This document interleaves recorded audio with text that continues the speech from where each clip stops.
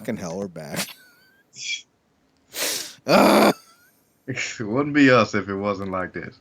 We had a good 3 week run. We had a good 3 week run of no interruptions. So yes, your point was that some people did take it the wrong way. I don't really ever take these kinds of expressions that way, because like, what's the difference between a bunch of?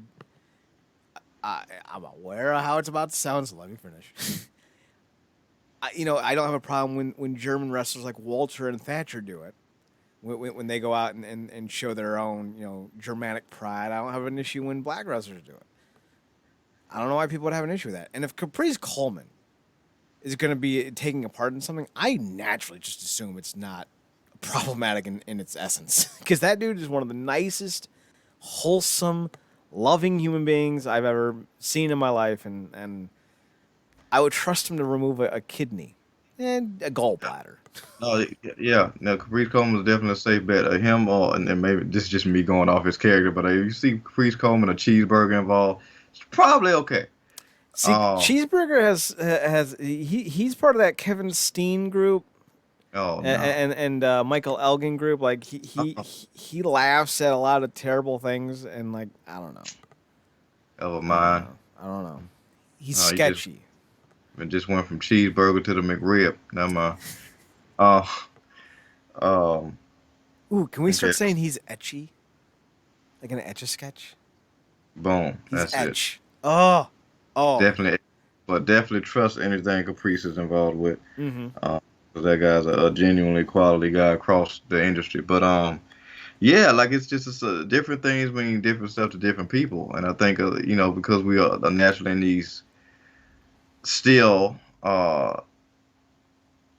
extremely Confrontational. politically charged and confrontational times, people are just looking to pick anything apart. Mm-hmm. And that's really what the last thing that anything around that show should have been about, because it really was the end of an era kind of deal. And between that shot with Shane Taylor and all those guys, and then that final shot um, with everybody posing in front of the ring and just a group shot, it's it really hits different, you know. Mm-hmm. So like I said, that regardless of how it got bungled by the company and all the the company, the parent company, whatever, that place holds a lot of pride and sustainability and great memories for a lot of those individuals. And a lot of people didn't ever see things coming to an end, certainly not like this. Like I said, to me, even with me kind of really cooling off on the Briscoes for years, to me, they was definitely going to retire Ring of Honor. Mm-hmm. And not a thing. So, yeah, like I said, all good things must come to an end. Um, yeah, that was definitely one of the things. And not just that, apparently, we had a couple of pop-up appearances by people. Yep, and we're gonna hit some of them here in a sec. Well, actually, let's do them first. So, FTR showed up after the Briscoes won the tag titles. Um, I don't care. Yeah. The biggest thing that happened in that entire match was seeing Maria in her Maria pants or her Maria booty shorts. It's like, that was great. Otherwise, no, thank you. We had EC3 show up, and he was involved in an 8-man tag, which we'll talk about here in a second. And he showed up with Buddy Murphy's ex tag team partner and some other dude that I don't know. And then all of a sudden he's like, "Yeah, now unleash the Titan," and everyone's like, "Oh, it's Braun Strowman." No one, and then they carried everyone away that they beat up, and I'm like, "Oh, that was a thing. That was a thing." And by the by, Homicide's group Violence Unlimited, I hate so much because it's spelled VLNCEUNLTD. Violence Unlimited? Like, come on, guys. What are you doing? Do you all have brain damage? Do you not realize that's not spelled, correctly? Like, what are you doing? Or Violence Unlimited? Or I don't know what it's called. Your name is stupid, and you're stupid for having it. There, I said it. And then of course we had a bunch of the vignettes and promos. I don't think anyone else showed up though. Oh yeah, Deanna Praza showed up after Roxy had her win against Willow Nightingale. Yeah, So just just picture me with that Jeremy Renner meme, a gif with the hands under my chin, going just smiling. I thought you were gonna go with the other one where he's like, don't give me hope. I might have been, and I heard that Gresham promo, and then I was like, you know what? Never mind. This is gonna be what it's gonna be. So let's see. Anything from the pre-show? The righteous Vincent Bateman and Dutch defeated Shane Taylor Promotions of Khan, Moses, and O'Shea Edwards. So we have new six-man tag team champions for whatever it's worth. I feel like I'm watching WCW Greed. Like I know that this is the end. Like we're good. Miranda Elise and The Allure, Angelina Love and Mandy Leone defeated Chelsea Green and the Hacks, Allison Kay and Marty Bell. PJ Black, Flip Gordon, Brian Milanos, Beer City Bruiser, and world famous Cheeseburger defeated Alice G, Sledge, Max the Impaler, Demonic Flamita, and Will Ferreira. So they're there.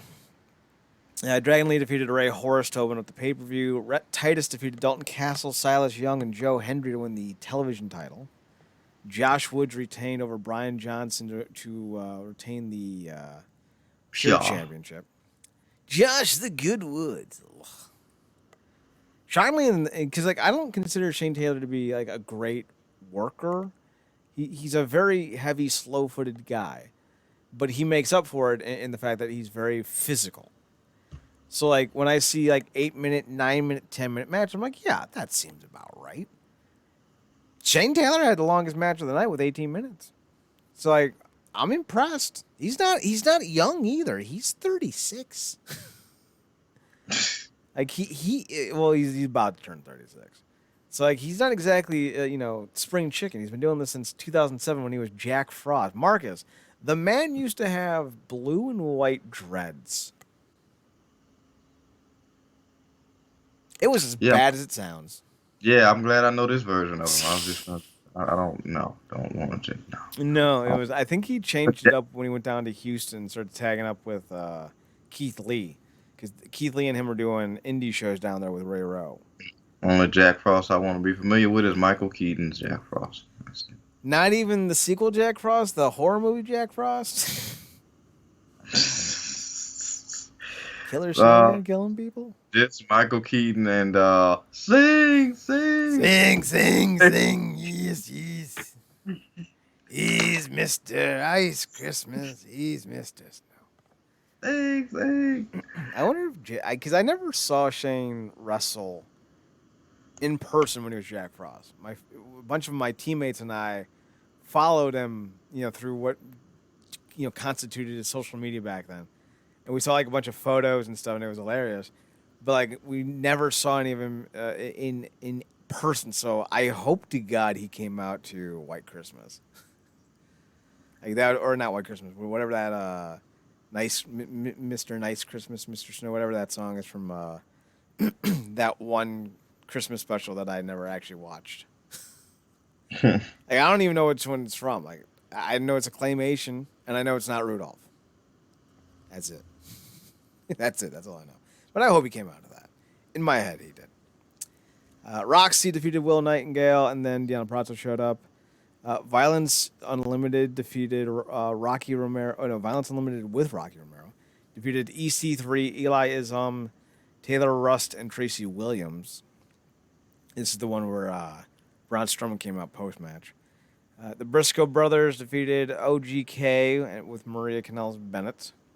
And then, of course, the main event saw Jonathan Gresham defeat Jay Lethal by submission to win the Ring of Honor World Championship, which was vacated, I think, technically by Bandito, who could not attend the show due to COVID issues. He was rocking the original World Heavyweight title, which I still think is a top 3 title of all time, right there with the WCW Big Gold Belt and TNA's 2007 first championship. I have a significant appreciation for that last Ring of Honor World title with the You know the design with the leaves. Um, The one from like when Kevin Steen was champion. when Cole was champion, the Yeah, last belt for the new ones. Yeah. yeah, yeah. The new one is like it looks like varnish. It looks like something that you would put down on like a U.S. skate. All right, we're doing couple skates now. Yeah. Yeah, it's funny because with everything coming to a close, like I finally in a way got used to all the new titles, but that's also helped by the fact that my favorite Japanese wrestler was is the champion with the most hideous New Japan title. Yeah, Yeah, so it's like in comparison to that, oh, this is chef's kiss. yeah. It's top shelf liquor right here. Speaking of top shelf, we got to talk about Jeff Hardy. Oh, Oh, oh, I was gonna not try to turn it into something positive, like top shelf that's, talent, but I'm like, nope, it's dead. that's not Let it still be. as bad as that Samoa Joe dig, but it's Yeah. So Jeff got released last Friday, um, or last Thursday, something like that. So basically, the story was he was doing a 6-man tag. He left mid-match after making a tag, hopped into the audience, and started hanging around and taking photos with people before ultimately going into the backstage area and then being sent home. The word going around is that WWE offered him rehab. He declined. They fired him. Now, Matt Hardy is saying, without saying, that he believes Jeff Hardy's most recent drug test will come back clean, and that Jeff did what he did for more reasons than just the idea of him being high. And you had made mention last week that because like this incident happened the weekend before our last show, and you had made mention that you would not be surprised if Jeff Hardy pulled a Gail Kim and just says fuck it. Matt's now implying that that's exactly what happened. Marcus, do you think Jeff Hardy said fuck it and got himself fired, or do you think this is a drug-addled incident that went to its logical conclusion? because look, we were there for the Jeff Hardy TNA incident. Yup. Um, it was just so happened to feature Chad's favorite all-time wrestler. Um, His and lone blemish. this is true. And that was completely on. Clearly, Jeff was. I mean, if you couldn't tell he was on. Even Stevie Wonder could be like, yeah, he on some shit. Um, but we've never really heard Jeff. Even in his worst physical states, that had nothing to do with any potential drug stuff at the time. Like, at most he just didn't do. At least he didn't do anything too strenuous during the match, but he never walked out or did anything like that. So to hear that he actually did that, I'm like, okay, like either something was really amiss or he just did the Gail Kim thing. Um, but yeah, I mean, because you want to believe his brother, right? And they've been through a lot, and they've been very transparent through everything. And Jeff is kind of had to be transparent even when he wasn't trying to be because obviously you can't duck the news. But yeah, it might have came down to one of those things. I mean, I think maybe he looked up and was like, I came back with Matt, but now Matt's not here anymore, and the most I've gotten since he's left is my damn theme song back. Maybe he sees like, okay, if I'm gonna close things out, I'd rather close things out maybe with my brother. You Mm-hmm. know, but if he did put a Gail Kim situation, that's cool too. I think it's funny. And I was thinking about it too. I was like, okay. I also feel like because of how it went down, I'm like, I wonder did they really want to lump him in with that bus flip they did, and they just couldn't justify it at the time. And then he did that, like, oh no, oh, fire, goodbye. Like, Well, we're not too adverse to the idea of WWE doing some counter espionage, if you will. The idea that they would say that we offered him rehab when he didn't need rehab and that's why they fired him looks a hell of a lot better on a headline if you're the WWE than star performer after all these years says fuck you and quits mid-match because of the way you treat your talent. And let's not pretend that they wouldn't do that. This is a company that is filled with vile, evil, disgusting human beings. They would absolutely do that. Think about it. They fired 80 wrestlers, give or take. And granted, yes, they also hired about 80 wrestlers.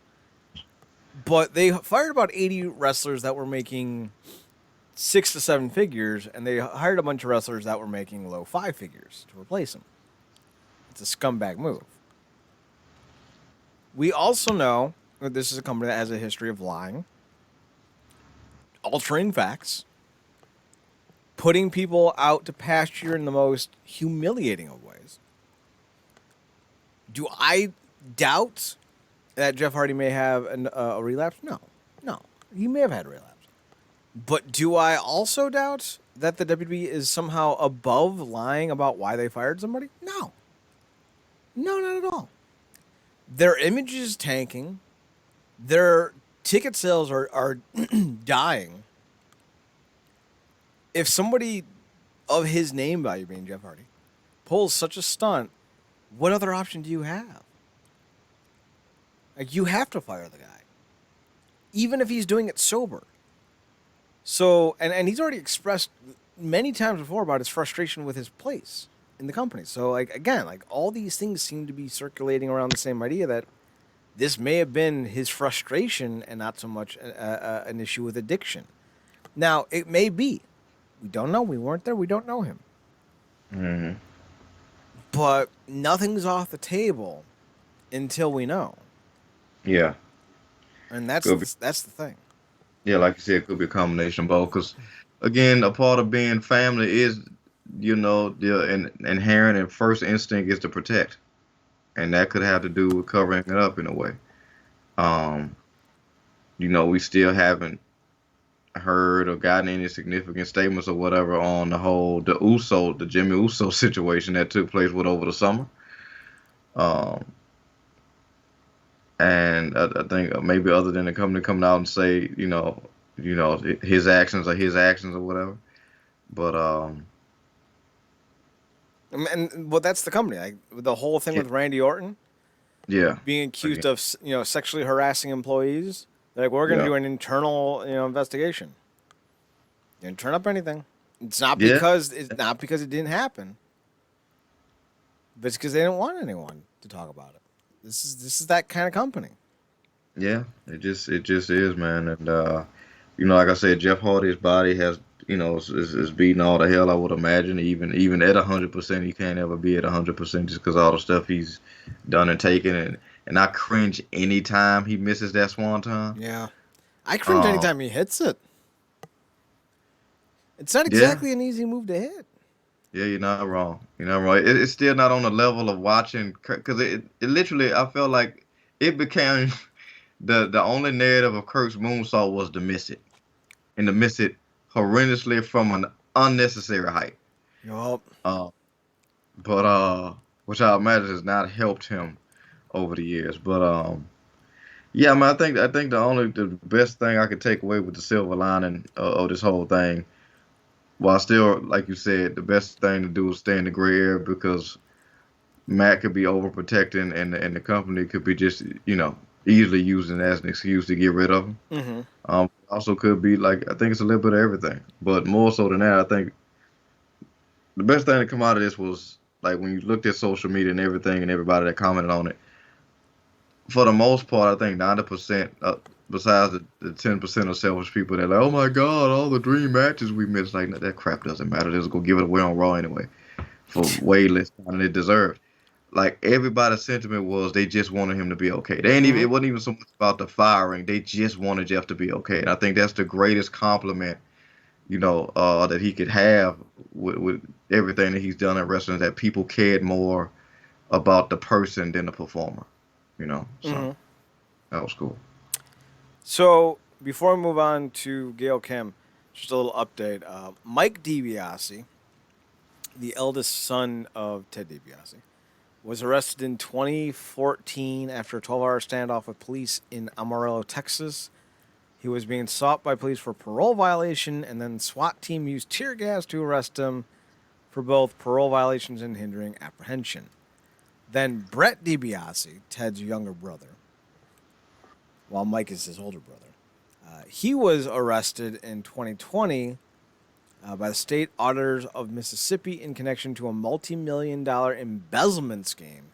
The indictments included a range of violations involving fraud and embezzlement.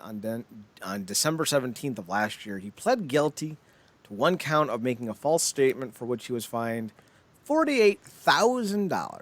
So, I was right. I am a genius.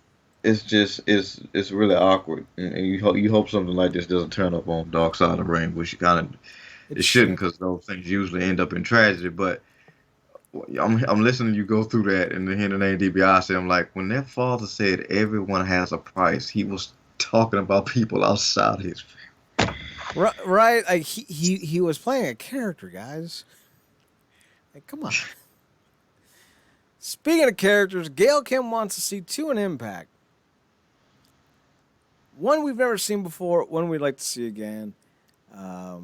Speaking with Renee Paquette on her Oral Sessions podcast, Gail Kim is quoted saying, "I just want girls." Me too, Gail. Who, of course, are talented and passionate and all those things, but it's important to have a good locker room.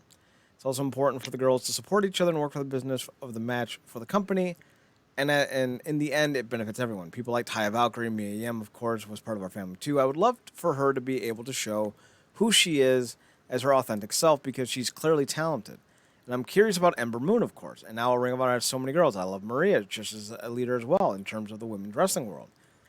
Gail explained the importance of a variety in the locker room, noting that Impact has plenty of people that the roster can go to for advice. We have Mickey in our locker room. I just love that there's different kinds of girls there that girls can look up to, just be able to lean on or go for advice. Because listen, in all realistic situations, even though I'm a leader here, some girls may not feel comfortable coming to me for whatever reason. Whether they see me as too office, that's why they need Madisons, the Mickeys, the Marias, and the people who are in the locker room that they can turn to if they don't feel comfortable with other people. Is she alluding that Maria Kanellis is coming back to the company? I hope not as a wrestler. Maria's a wrestler. Not great. No. It's like, hey, do you want to see the Sandman wrestle? No, I want to see the Sandman cane people and then jump off something. If I can't get that with Sandman, I don't want to see Sandman. Just come down, drink, cane people, and then do the thing and leave. Like he has a stick to the stick. It's too late to switch up the sticks. Brian Myers is saying that Sandman is sober these days. Well, hey man, power to him.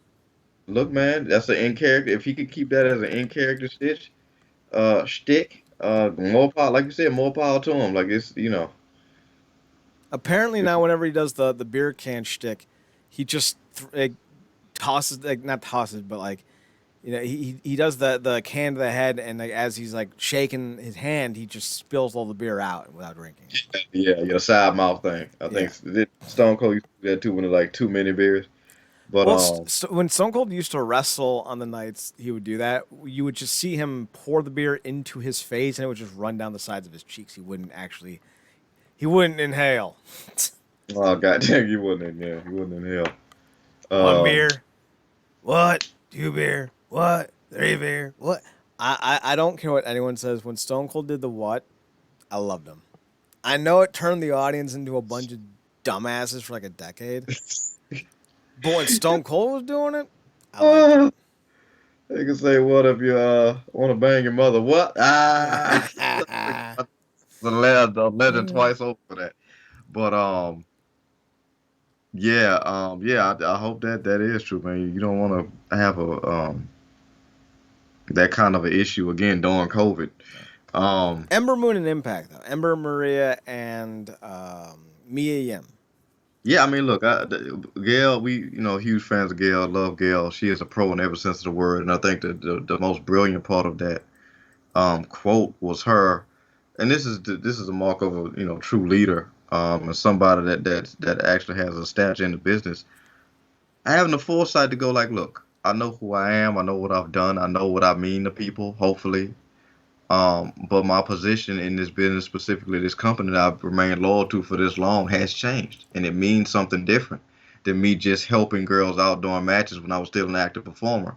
And if some people don't feel comfortable with that, I understand, but I want people in place that they do feel comfortable with, that are vets, and that are people that are familiar with this company, like Mickey, like Madison, who have its best interests at heart and are fans of women's wrestling and not just to themselves, and put them in positions to be there for that talent, so this division can stay as prominent and be even more prominent in the future. So, I think we've been calling for Mia to come back to the company since she left. Let's be honest.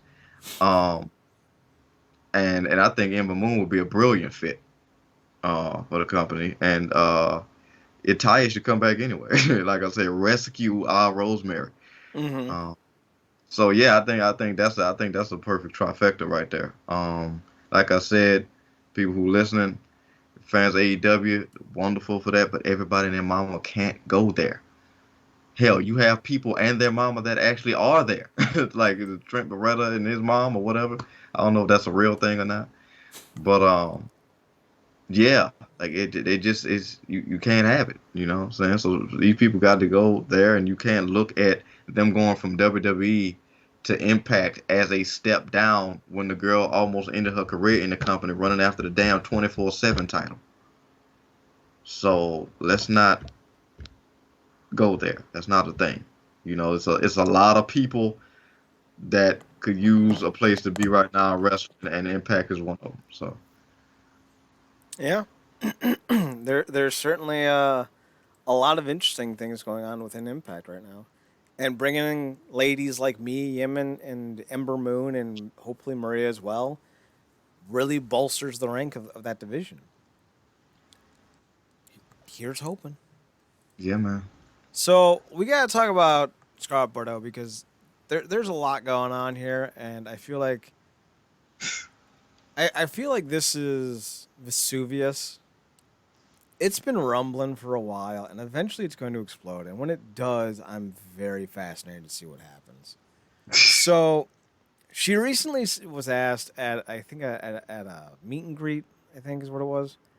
Would you ever go back to Impact? And she's like, no, we're never going back there. No, that's never going to happen.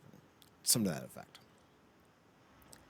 Now, I remember that Karrion Kross was like, she doesn't get paid enough money. And then even Ethan Page's like, then why'd she fucking sign the contract, you cunt?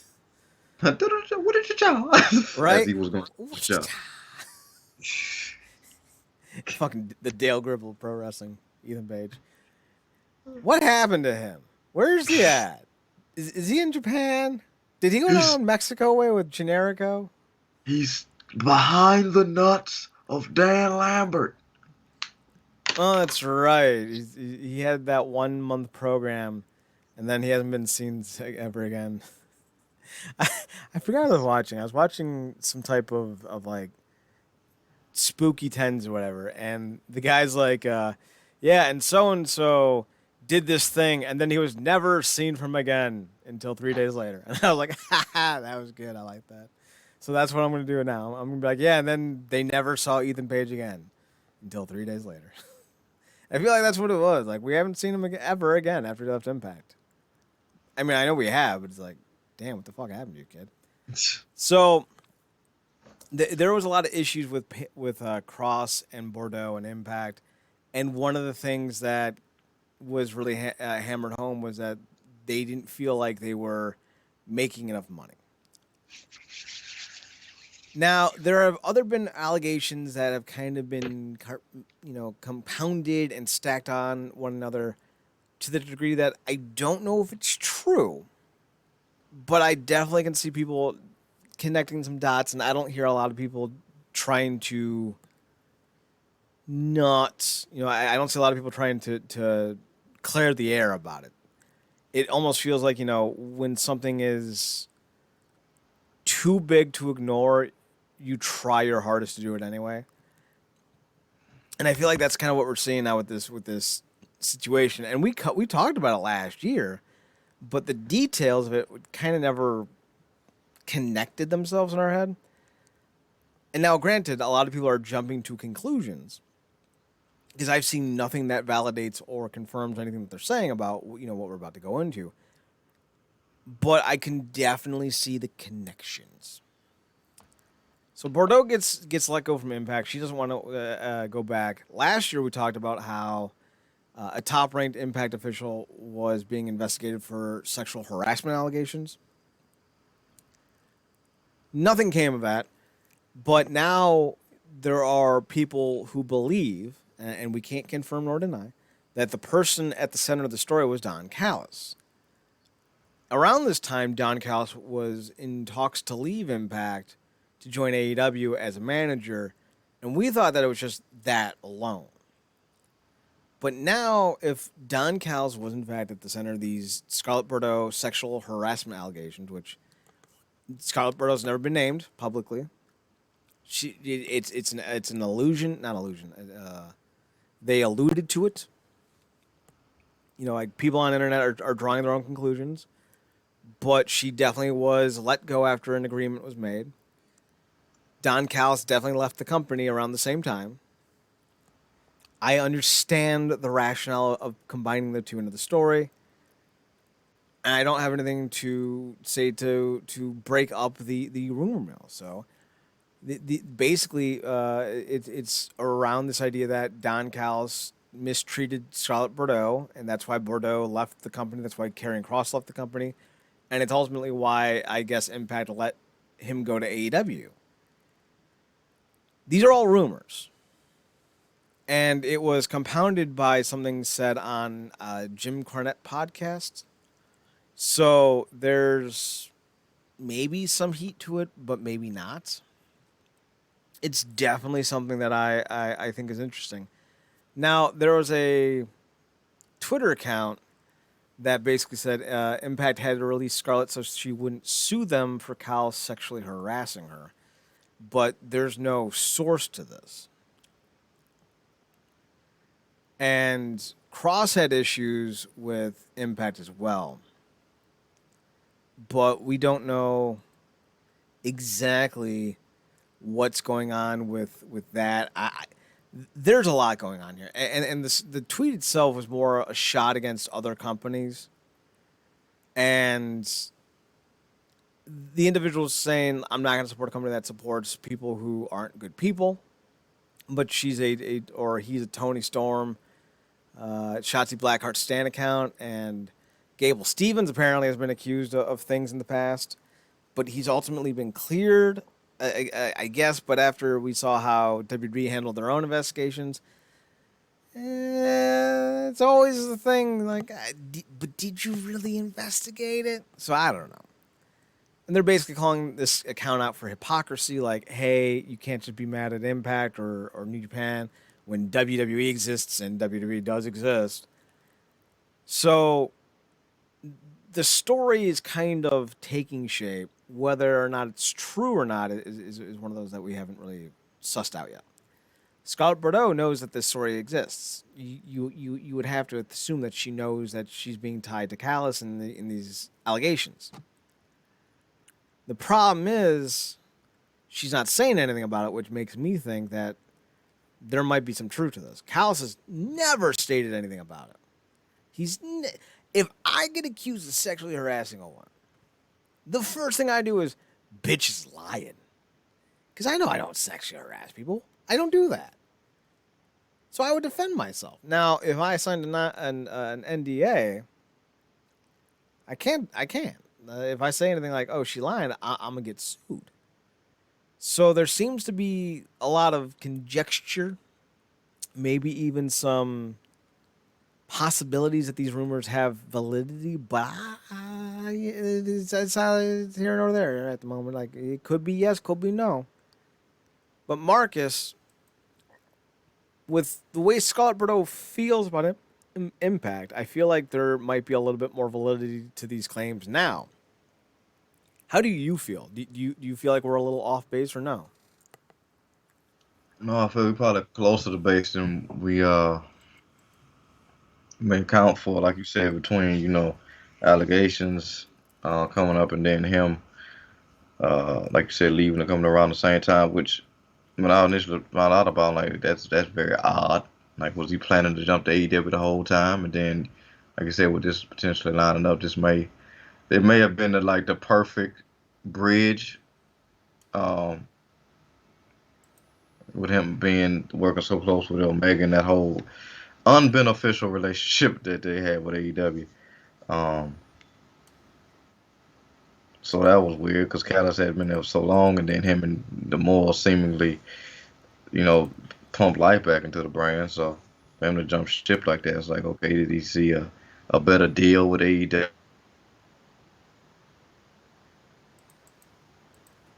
Then, like you said, it's her unwillingness to really comment on it because she said it in a way like the crap that went down don't need to be brought back up, but everybody know what it is.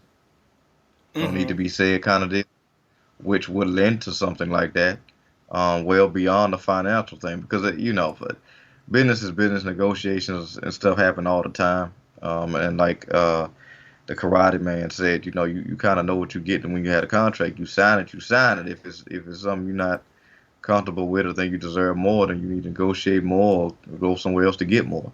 So. Um, It kind of feels like it lands towards, more the things are kind of lining up to be truer than what they appear. So that sucks.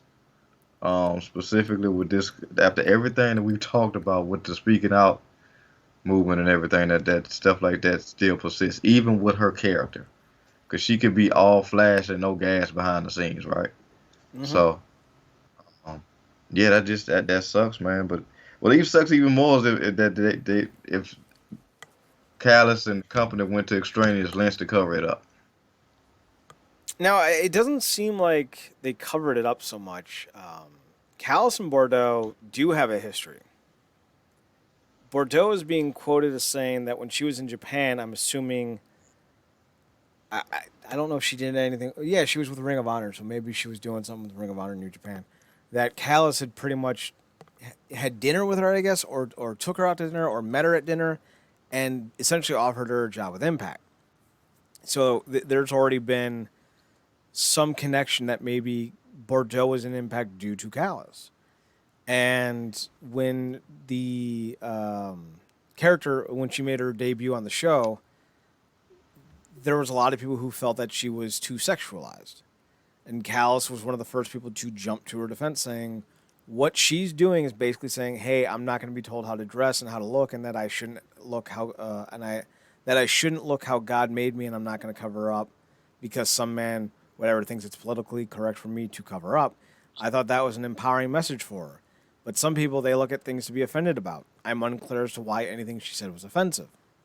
Callis continued to say there's more character development to come with Scarlett. I think that people will be pleasantly surprised as we move forward. She's actually a very good wrestler, and I think it's going to be getting people talking about it and go away. So I could see maybe a scenario where Callis thought Bordeaux owed him. I mean, I don't know if that's the case. It's all speculation. But there's clearly something wrong. Like Callis and D'Amore were praised for the way they brought Impact back, and D'Amore's doing a fine job on his own. Like he's got a steady, rock solid group of people with him. But why would a major talent request a release? Why would Karrion Kross go on the warpath to get fired? Why would Don Callis be allowed to be let go to a competitor? There's a lot of questions, and they're all kind of circling one another. And I don't know if any of them are connected, but no one's saying anything. So it's hard to say for sure what the real situation is. If NDAs were signed, then it's going to be very hard to get any actual answers. And I know just in general, companies like Impact, MLW, New Japan, Ring of Honor, WWE, whatever, are very insular. Anyone speaking bad about them from within is going to be met with derision, with some anger. There we go. I'm tired of my speech is going. So it's going to be one of those situations where it's going to be a hard fucking road. I'm reminded, though, however, of a referee that got fired or was let go. Do you remember this? Vaguely. It fires Kid Ref. That was his name. That was his Yeah. nickname. Yeah, we talked about that, and then he had some stuff to say after the fact or something to that degree. Yeah, I'm googling it right now. See if we can't get some on this. Of course, my web browser's being a bitch. Guess we'll have to go to my phone. Let's see. I think his name was Chris Levin. Impact. Chris Levin. So let's see.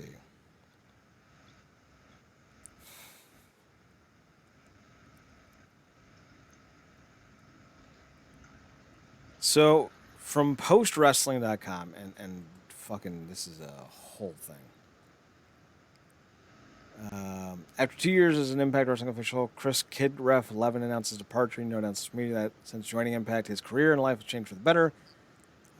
Post Wrestling has learned a few details. Said promoter informed me that Chris Levin's contract contacted him to open up dates that were previously unavailable. When asked about the promoter why those dates were now available, Levin responded that after a preliminary verbal agreement was made with Impact going into 2020, the date to formalize things passed without communication. Despite him trying to get in contact. No, there's more to this. That's not the one I want to see.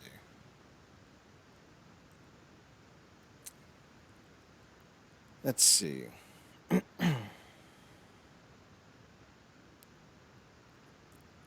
He himself has now been accused of abuse, which is funny. Not funny, but considering he had things to say about Impact that weren't glowing.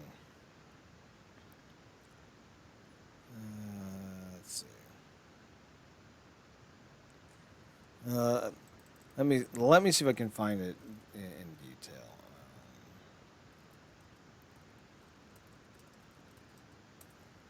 Maybe you can find it.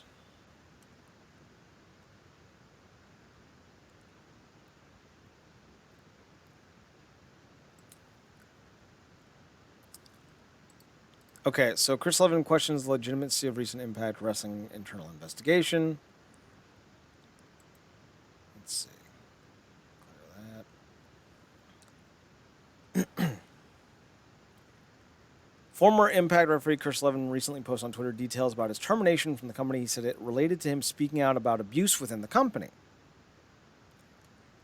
When I made a statement about Impact, I had so much support, but there's a handful of people who tried to discredit it. It's so hurtful that you can take someone's truth and try to discredit it because you're a fan of the company or because that company pays you. One of the best lessons I ever learned in wrestling was when I joined the business at 15. And as you would expect, I had the maturity of a teenager as I chatted a lot and talked too much and didn't know my place. At times, just being overly excited about the business. If you look at the accusations being made and your first thought is, well, I'm not personally involved and I don't have any evidence to say whether it is or not, true. But because I work there or because I'm a fan there, I'm going to try and discredit them. That is some of the most cowardly, selfish actions that you could possibly have. And right now, I'm speaking directly to Moose, who did that. He shared my tweet, and there's only two people in wrestling who tried to condemn what I said about Impact, and they were Moose and Larry Dallas. There's a lot to be said for your circle of friends being a representation of who you are, but there's also a lot to be said about people who don't like you, or who don't like you being an indicator of who you are.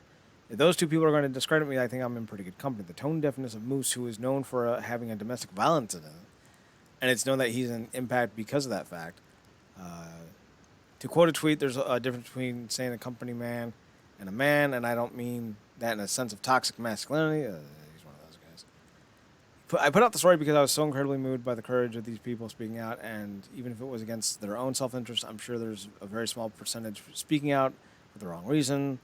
Let's see. I feel very conflicted about my story because I don't want to make this about myself. The movement is much more than me, and I'm only tangentially connected at best, and there are some things that I'm contextually important to understand. That is that I was at Impact for 2 years. I think that anyone who's spoken out to me on a deeper level, because I'm a pretty introverted person, can testify that I was miserable. So I could have sworn there was more.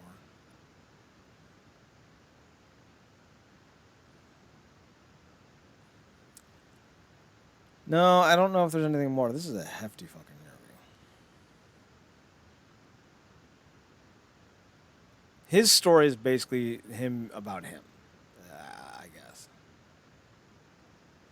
Levin then discussed how management would try to make him feel scared by telling him that the locker room had issues with him, when that really wasn't the case. Levin told the executive that he didn't like that, and that if there were any issues that he needed to be addressed directly.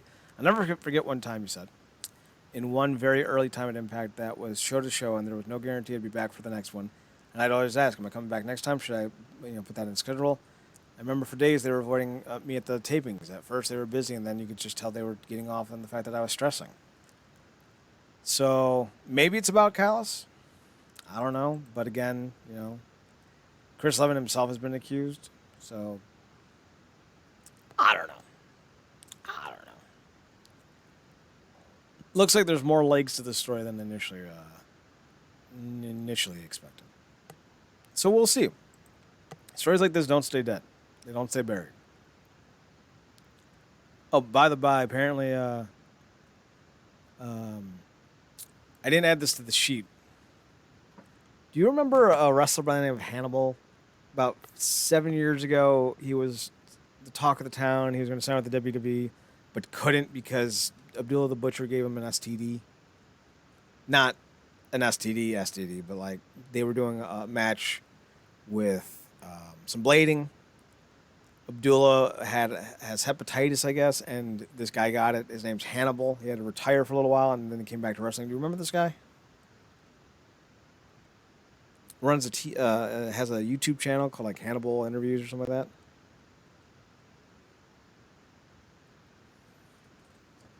Yeah. Well, apparently he made the headlines again. He's finally newsworthy because he tried to stab a dude to death in the middle of the ring. He had a spike, and he was doing a spot with a referee, and instead of, what's it called? Gigging someone responsibly, he just took the spike and stabbed him in the head repeatedly. Sent the dude to the hospital. Why don't you just go to CW and just challenge Gage? Right? Like at that point, you might as well just fucking go at it, man. I don't like Nick Gage. I think Nick Gage is a problem in wrestling, but I wouldn't mind if Nick Gage went off on Hannibal. I think that'd be fine. And like the worst part is like, all right, so all right, not the worst part. The worst part is this dude had to go to the hospital. They raised some funds for him, and that's all good. So he's doing okay. But the next worst part is the dude has the moniker Blood Hunter. And I'm like, Blood Hunter? That's a fucking dope nickname. And now it's ruined because of this dude. Like, fuck. All right, so here it is. In 2009, attended a WWE tryout in Tampa. Devin Nicholson, a.k.a.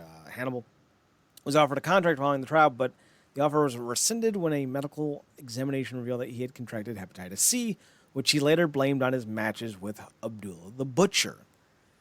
Nicholson announced his retirement from pro wrestling. He defeated Darko in his retirement match, and on January 30th of 2014, he announced he would return to wrestling. Yeah. That's the thing. So, this is a fucked up story. I don't know why you would even go that route. Like, what would make you think that it'd be okay for you to do that? And he hasn't said anything about it. So I don't know. I think it's kind of fucked up. Hasn't said anything. Hasn't been arrested or anything. It's just all bad, man. Like the sport is dangerous enough. It's dangerous enough just doing normal, just the bumps, or like car accidents for the body, and you taking God knows how many of them per match. So it's just people are sick. It's people like that truly give it a bad name, and it already has, unfortunately, enough of a bad name from people who want to remain ignorant about the sport. So, just stuff like that just can't be tolerated. That I don't know where that ranks for some people, but that to me is equal. Cracking down on that is equally as important, or should be, as cracking down on the predators that's in the business. Mm-hmm. So Yeah. Hannibal's Twitter account has shown zero comments about his involvement, and he even posted the damn video to his YouTube channel until it was taken down. So clearly, this dude doesn't give a fuck. Yeah, I mean, look, the guy's not here no more, and hopefully,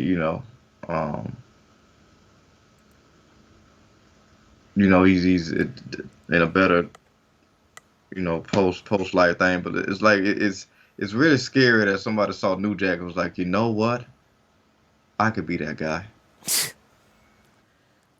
This is something New Jack would have done. Yeah.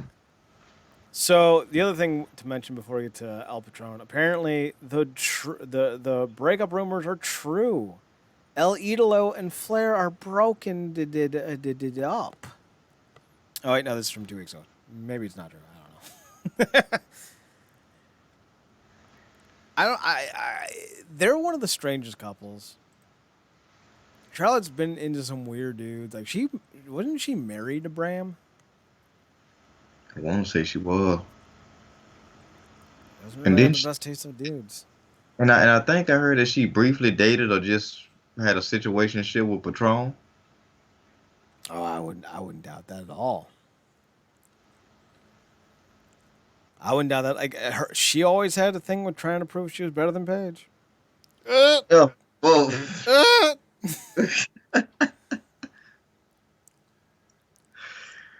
Oh man. Yeah, that was mean. I'm sorry. Speaking of Patron, we gotta talk about his creepy ass. So apparently, his sexual assault and kidnapping charges have been dropped, but it's not for the reason you think. According to court reports, a witness for the criminal trial, which was set to commence in just a couple of days, this was on the 10th of December, so 4 days ago, went missing. Oh, for fuck's sake. So the charges against Del Rio were dropped. As a result, the case is officially closed, and Del Rio's bond has been returned, as well as his status being free and clear going forward when it comes to this particular case. The case stems from an incident that occurred last year when Del Rio, whose real name is Jose Rodriguez Chuchuan, was arrested in May after allegedly becoming angry with his significant other and accused the woman of cheating on him. He then allegedly destroyed her cell phone and destroyed the laptop and tried to burn her passport. Other allegations included hitting her in the head, shoving a sock in her mouth. The plaintiff says she didn't consent to sexual activity with him and that Del Rio sexually assaulted her with several body parts, including his penis. I do think there was a statement from the woman that said she wanted the charges to go away because she was tired of going through the process or something like that. I may be wrong. So yeah, he's free and yeah, because a witness went missing. Now, very easily, I don't want to insinuate that Del Rio had this person kidnapped or killed or whatnot. Sometimes witnesses just don't show up. They're still here, like they're not gone. They don't show up for one reason or another. So like, I don't know. This is fucked up. Can Del Rio rehab his career after this? I don't. I mean, anything is probably, some place to take him. I mean, well, didn't we do a story someplace? Looking at Joey Ryan as a cash grab or something. Someone's doing something with somebody. Yeah. So, I think I think when you have that the official WWE logo on your resume, you're gonna be appealing to somebody out there. Because if for nothing else, even with all the negative press, it's still press. For some people, that's enough, more than what they have anyway. Um, but in terms of fully rehabbing his career, I don't think that could ever happen because it's just too much to happen. Just the stuff with Paige alone. Mm-hmm. You know, has done enough outside of beating up a Ninja Turtle and and all the other stuff. So it's just, and he just doesn't come off like a good guy. And it's always weird to me, um, like all that garbage, and maybe it was under the influence, but all that crap he talked about Triple H, and then I think didn't he go back after that? I think he tried to. Yeah, but yeah, like don't talk that much smack and then want to go back and potentially work for the guy, work around the guy. Like that's that seems disingenuous to me. And like I said, maybe it was under the influence, but again, even with that, it's like okay, but drunk, drunk men tell no tales, right? So, um, yeah, I don't think so. I don't think so. I just think it's a lot of stuff that happened. Maybe he could do something in Mexico or whatever, but I think in the States he's just damaged goods and post the speaking out movement, and everything that's happened. I don't think the juice is worth the squeeze on that one. No, I don't either. I think when it comes to Del Rio, that the WWE Impact North American wrestling as a whole outside of Mexico is off the table for him. I don't see him going to anywhere reputable. I could see it. Like there are different standards in Mexico, so I could see him going to the top of a card down there. But as far as like New Japan, All Japan, WWE, Impact, I don't see it. I don't see it at all. Oh, by the by, Bret Hart hates Hulk Hogan. Newsflash. Didn't know a headlock from a headlamp. Bret Hart on Hulk Hogan. But I love him and Sheiky baby, gotta love Sheiky baby. So the Venom account, the Venom movie Twitter account, was roasting people. And Love it. Shiki responds with, "Roast me, I fucking kill you." Fucking Shiki baby, man. God, you gotta love the man. He's all kinds of weird, and I love it. It's the best. Jeff Hardy finally breaks silence. This is 24 hours ago. I don't think that's anything new. So, with all that said, I think we're done. You got anything else you want to mention? No, that's about that. All right. RealNerdCorp.com, RealNerdCorp.com. We're on Twitter at NERDCORP, on Instagram at Real Nerd Corp. Marcus can be found on Twitter at ParadoxKid, ParadoxKid. That's me. You can also find him on his other podcast, The True Penny Show, TruePennyshow. I'm on Twitter, Chad Nerdcorp, CHD, NERDCORP. I was like, wait, where am I at? I'm on Instagram as well, Chad's Photo Hut. We will have the awards. I guess we're just going to have to actually extend it into January this time. We're a month late. Oh, well. I'm working through them. Some of them are kind of hard. So, compiling the list. It'll be done in a day or two, and then I'll send it to you for final review. You can add question, comment, whatnot. Then we'll finalize it and then put it up on Twitter for people to vote, and we'll talk about it next week or the week after that or the week after that or the week after that. I don't know. We'll get to it eventually. It's on the docket. It's being worked on. I can promise you that. So we'll get there when we get there. We'll definitely get it out before the Orville comes back. Damn it. It's kind of a race at this point. We'll definitely get it out before Tommy Told posts his next video on YouTube. And Marcus, if you've never seen a Tommy Told video, they're hilarious. And I encourage you to check it out. Especially the Nick Diaz does the Independence Day speech that Bill Pullman did. It's fucking great. I recommend it to anyone. So we're done. We're out of here. Thanks for tuning in. Thanks for checking us out. Thanks for giving us a chance. Remember, as always, to watch more wrestling. And Marcus, take us home. Good night, me.